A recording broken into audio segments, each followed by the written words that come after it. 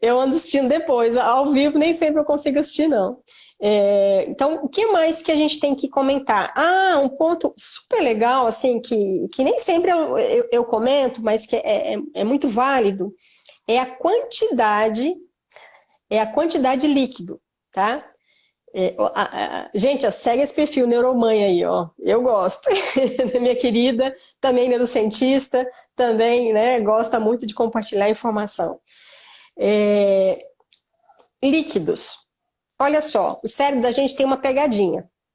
Se você acordar 2 horas da manhã para ir ao banheiro, no dia seguinte, 2 horas da manhã, seu cérebro vai despertar de novo.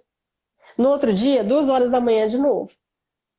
Então, nós temos relógios biológicos, nós chamamos. Existe uma espécie de regulação. E por algum motivo, né, que não é completamente explicado, você tem essa capacidade. Então, você acaba condicionando o seu cérebro a despertar no mesmo horário. Então, eu sempre oriento, sempre aconselho, evite tomar grandes quantidades de líquido nas horas que antecedem o teu horário de ir para a cama. Por quê? Porque se você beber muita água e você não tiver uma capacidade de segurar ou de manter o esfíncter mais contraído, automaticamente você vai despertar.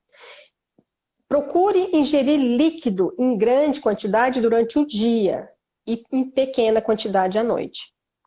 Tá certo? Porque dessa forma você consegue melhorar a qualidade do seu sono simplesmente porque não vai se levantar para ir ao banheiro. Tem gente que levanta de 2 a 3 vezes por dia. E eu sempre falo, se você não tiver problema de bexiga, se você já foi ao médico e checou, isso aí é simplesmente porque você criou um hábito e você precisa quebrar esse hábito. Então, uma das formas de você quebrar esse hábito, por exemplo, durante o dia, você segura um pouco mais. Deu vontade de ir ao banheiro? Segura um pouco mais. Segura mais uns minutos, segura mais uns 15 minutos. Isso vai acabar fortalecendo o esfíncter, você acaba aumentando essa contração e fazendo com que a tua bexiga consiga reter um volume maior de líquido e automaticamente isso vai acabar se expressando também durante a noite, tá certo? Então, chás que ajudam para dormir? Sim, tem alguns chás que são.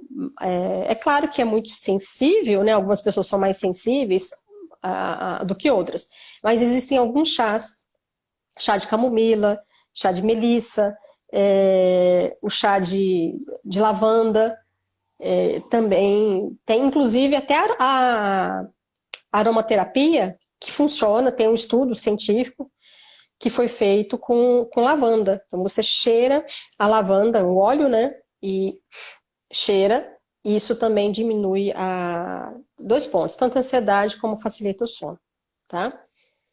Só lembrar de tomar quantidade pequena. Não toma uma xicrazinha, não vai tomar um volume muito grande, porque aí você acaba errando do outro lado, né? Outro ponto também, se você perdeu o sono, então acordou de madrugada, não consegue dormir, não fica fritando ali na cama, não fica girando para lá e para cá, não. Levanta, vai pro sofá, vai fazer alguma coisa relaxante. Então, não vá pegar o celular. Procure, ou se, né, não tiver outra opção, mas pegue um livro, procura fazer uma leitura do livro para que você possa, dessa forma, induzir o sono e uma vez que a sonolência volte, você volta para a cama. Aliás, esse é um ponto fundamental. A cama é para dormir. A cama não é escritório, a cama não é refeitório, a cama não é local de brincar. A cama é para dormir. E aí vai um conselho para os pais. Eu sei que é muito divertida a brincadeira de travesseiros, mas é importante a gente fazer a associação de cama com descanso. Essa associação, ela é até interessante porque as pessoas com insônia, elas chegam a não gostar da cama. Por quê? Porque a cama acaba sendo associada a um período de sofrimento, porque ela não dorme. Mas por quê? Porque houve uma quebra lá atrás desse condicionamento.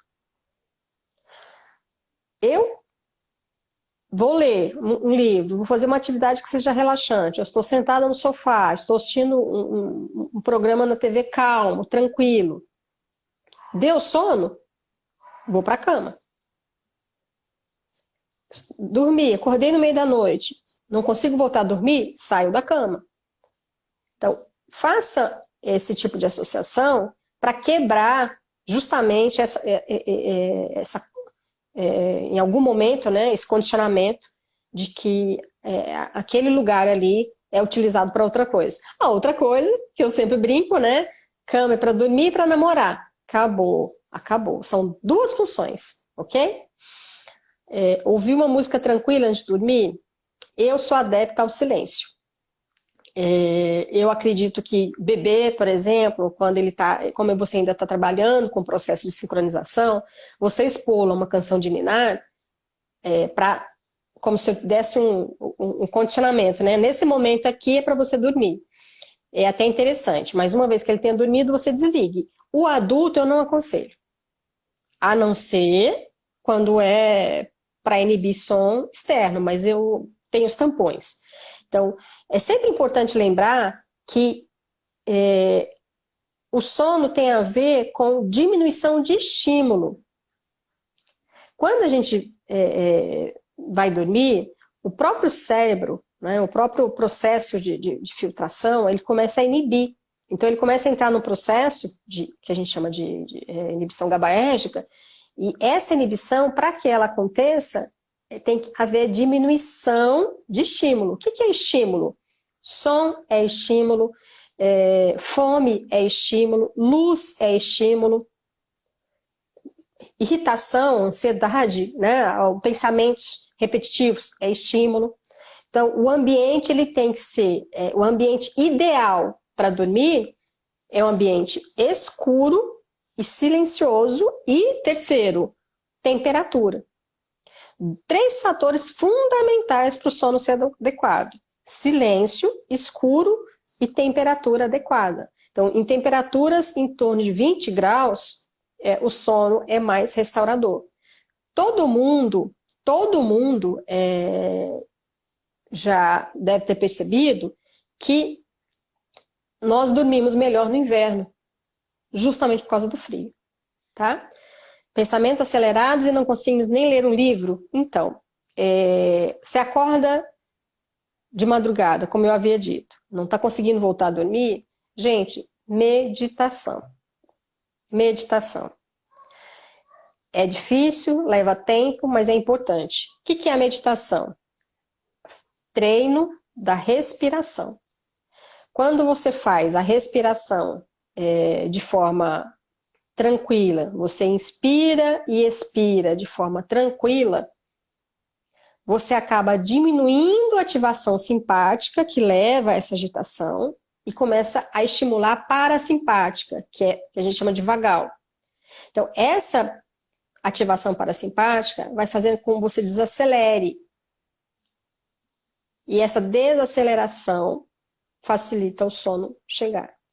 Então, uma das formas que você pode trabalhar em relação aos pensamentos acelerados é a meditação por meio de treino de inspiração e expiração. O pensamento tem que ser voltado para o movimento. Então, você vê a barriga inflando, vê esse movimento de inflar e desinflar, inflar. O pensamento vai para outro canto. Não tem problema, traga ele de volta para aquilo que você está fazendo. Algumas pessoas gostam de colocar música nesse momento. Isso, então, algumas pessoas colocam música justamente para neutralizar ainda mais esses pensamentos repetitivos. Mas o treino da meditação ou da respiração controlada, que eu prefiro utilizar, faz com que eu diminua essa ansiedade. E a ansiedade que é a causa desse pensamento repetitivo, ok? Se não consegue fazer sozinha, existe um psicólogo, como eu fiz uma live anterior, que eles têm uma técnica chamada de TCC, Terapia Cognitiva Comportamental, onde o psicólogo vai te auxiliar. Mas é importante começar você sozinha. Outra forma de diminuir a ansiedade é o exercício aeróbico, atividade física.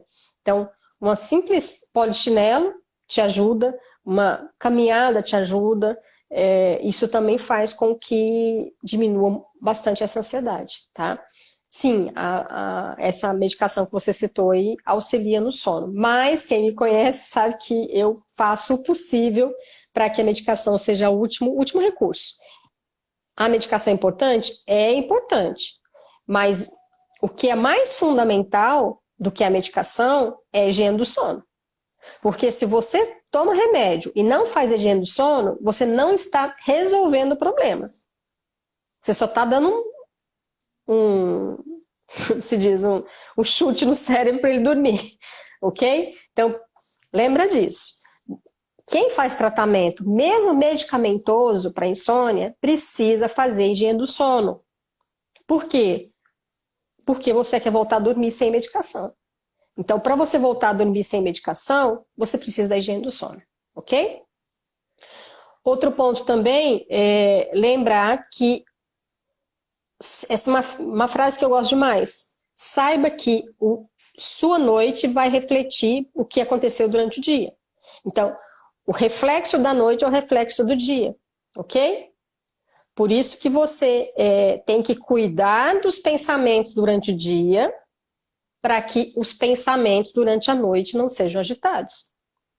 Esse treino de controlar o que há na mente, ele tem que ser durante a vigília.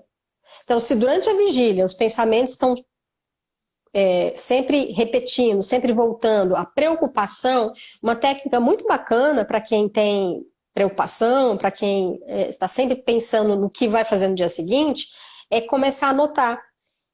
Então, há uma técnica que você simplesmente pega o caderno antes de dormir e começa a anotar o que você tem que fazer no dia seguinte. Quais são as atividades?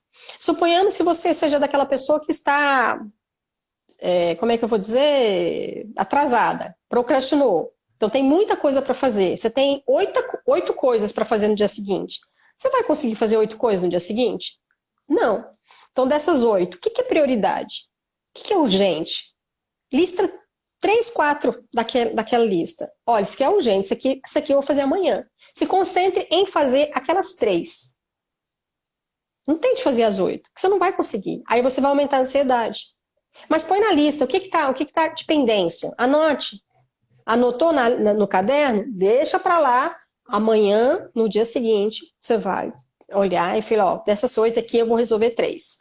Ok? Pretendo. Sim, sim. Posso diluir uma gota na água e tomar? Então, segundo o estudo que eu conheço, não. Ele coloca no lenço e inspira, porque entra também pelas vias aéreas e isso também induziu o sono. Tá? Existe um estudo científico feito até em Aracaju, justamente com lavanda. Sem ingestão, só de sentir o cheiro, ele já diminuiu, ok? Outro ponto também, que a gente fala bastante, eu sei que agora a pandemia está diferente, talvez essa orientação seja um pouco mais fácil de resolver. Mas durante o período que a gente está trabalhando, a tendência das pessoas é o quê? Elas não têm tempo para dormir. Então, o que eu tenho que fazer? Eu posso aumentar meia hora o meu sono, não posso? Será que eu não posso dormir um pouco mais? Como é que eu faço isso?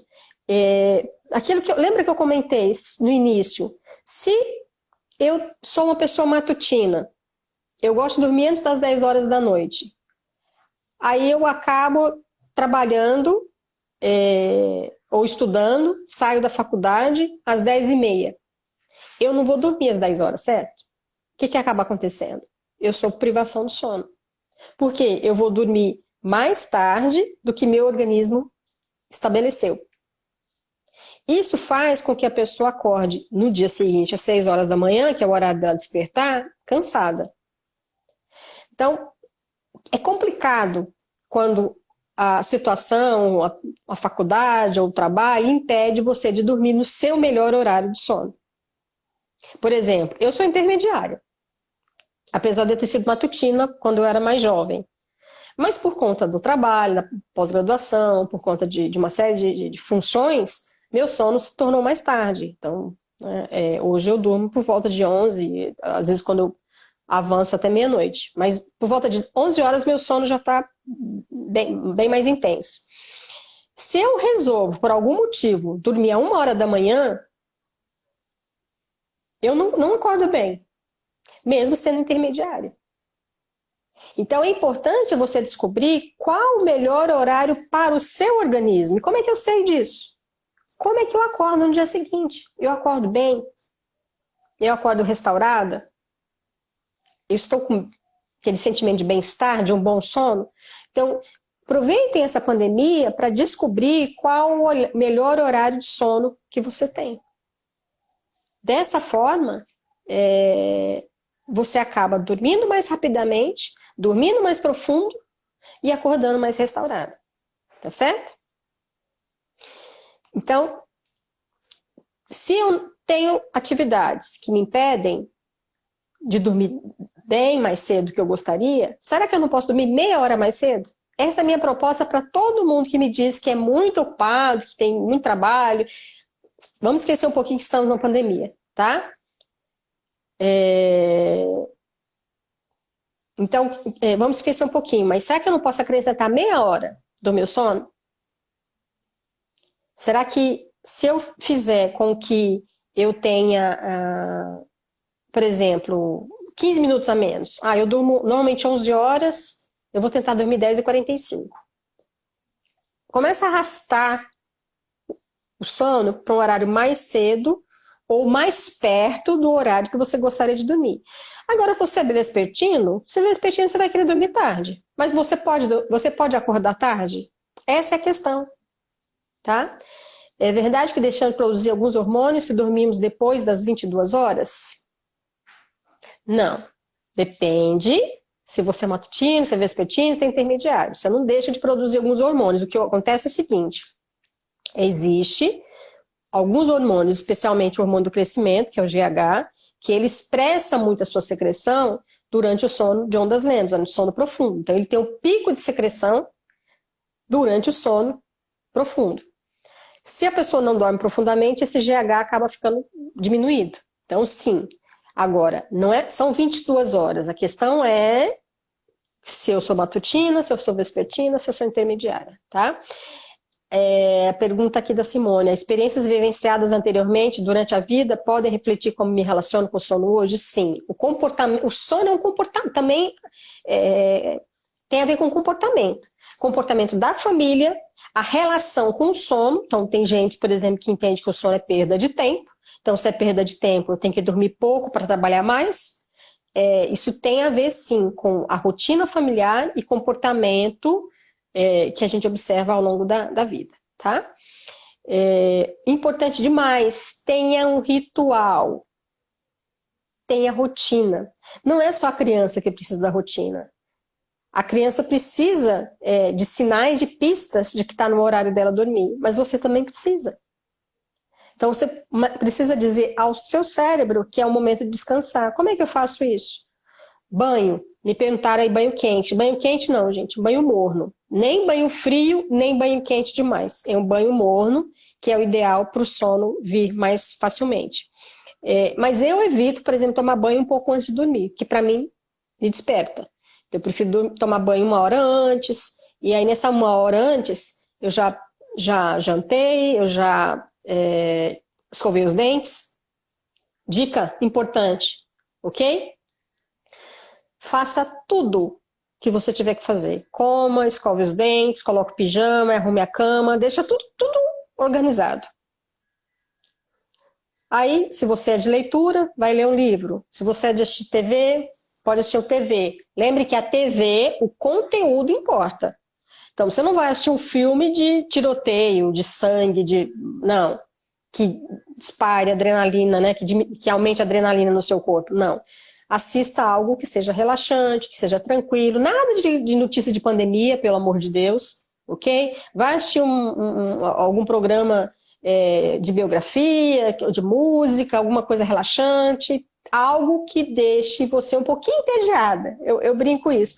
Escolha uma programação um pouco mais entediante 1 hora antes de você dormir. Que aí a TV não vai ser tão ruim assim, tá certo? Por isso que... Mas deixe tudo organizado e vai assistir um programinha meio chato, vai ler um livro, vai fazer alguma atividade. Tem gente que gosta de música, de tocar um violão, alguma coisa bem tranquila, tá? Que te relaxe. Bateu o sono? Vá imediatamente para a cama. Imediatamente, não negocia. Não, mais 5 minutos, mais 15 minutos. Por quê? O sono é interessante, ele tem uma espécie de, a gente chama de portão, sleep gate, portão do sono. Na hora que dispara, porque na verdade a temperatura está caindo, os hormônios, alguns hormônios estão subindo, outros diminuindo. Naquele momento, você tem que ir para a cama, porque aí o cérebro já vai entrar no estado de sono 1 já. Se você, não, falta escovar o dente, ainda vou tomar banho, não, eu vou... Gente, você espanta o sono.